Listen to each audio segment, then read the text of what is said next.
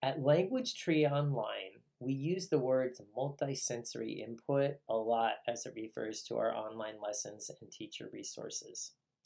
In general, the learning process involves the formation of neural connections in the brain, which can occur through experience, practice, and the processing of new information. Different parts of the brain are activated and communicate with each other to facilitate this process. These are the neural pathways. One of the ways that we process information is through the temporal lobe.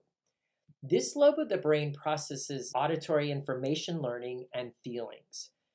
The temporal lobe is probably the least affected part of the brain when considering long-term memory retention. But, ironically, it's the part of the brain that we tend to teach to the most.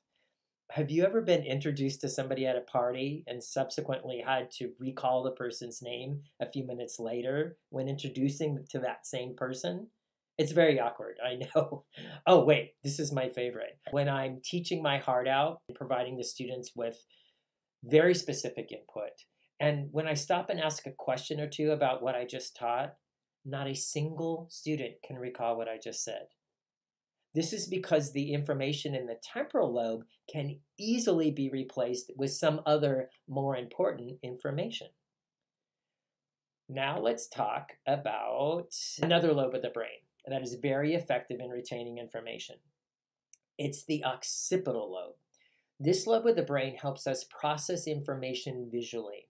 It recognizes color and patterns. It also works internally and externally. Do we recall memories using words or images? Images, right?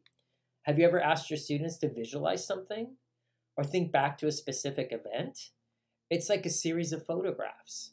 If I asked you to describe a favorite movie, are you going to think about words or pictures and then give me the highlights? Absolutely. All right. Next is the parietal lobe. So the parietal lobe processes information through language and touch. This is another affected part of the brain because it allows us to use language and touch to process information. Keep in mind, it's not just about asking your students to repeat or recite information. It's asking them to explain in their own words, to paraphrase or restate information to make meaning. This part of the brain also processes information through touch or kinesthetic opportunities. In other words, we learn by doing. Finally, the frontal lobe is where thinking, speaking, and memory and movement happen.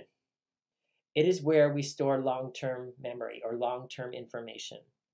So, in summary, as educators, we want to be able to teach and engage multiple parts of the brain using these neural pathways. The chances of our students retaining that information as long-term memory goes up significantly. And this is what we call multisensory input.